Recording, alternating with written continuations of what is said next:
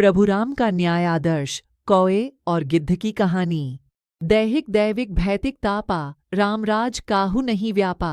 दुहक की मुख्यतः 3 श्रेणी है। दैहिक शरीर का कष्ट, रोग व्याधि आदि। दैविक किसी देवी देवता, आर्षि आदि के अपमानजन्य कष्ट, जैसे राजा दिलीप ने कामधेनु गाय को देखकर नमस्कार नहीं किया, जिससे उन्हें दोष लगा था। भौतिक कष्ट में किसी भौतिक पदार्थ का अभाव, भूमि वाहन आदि।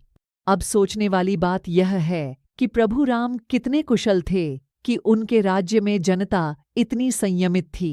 बिना संयम के उपरोक्त त्रिविध ताप से बचना मुश्किल है। रामराज में मनुष्य क्या पशु पक्षी तक को न्याय मिलता था, क्योंकि न्याय व्यवस्था पर विश्वास था। राम राज्य में एक बार एक गिद्ध और कौआ आपस में लड़ने लगे। दोनों पेड़ पर बने कोठर पर अपना अपना अधिकार बता रहे थे।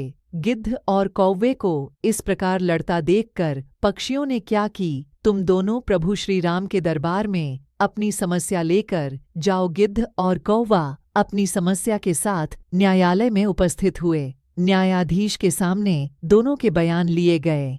गिद्ध ने अपने बयान में कहा, महोदय, इस कोठर में बचपन से रहते आया हूँ और मेरे बाप दादा इस कोठर में रहते आए हैं। मेरे पिताजी ने कहा था कि लगभग 100 साल से हमारा इस कोठर पर अधिकार है। न्यायाधीश ने पूछा, क्या तुम अपना कोई गवाह साक्ष्य ला सकते हो?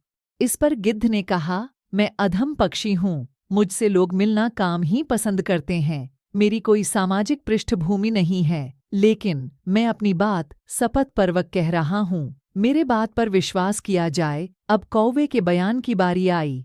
कौए ने अपने बयान में कहा, इस कोठर में मैं सृष्टि की आदि से रहते आ रहा हूँ। अब न्यायाधीश को चिंता हुई, कहीं ये काकभुशुंडी तो नहीं और ये काकभुशुंडी जी का कोठर हो। न्यायाधीश ने कौवे से पूछा, क्या आपके पास कोई साक्ष्य है?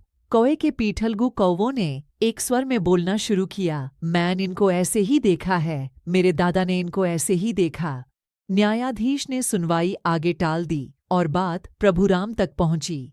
प्रभु ने आदेश दिया कि पेड़ के उम्र की जांच की जाए। वैज्ञानिकों ने पेड़ के उम्र की जांच में पाया कि पेड़ कोई 100-150 साल पुराना है। इस प्रकार पेड़ के कोठर पर गिद्ध का अधिकार सिद्ध हुआ और कौवे को सजा मिली।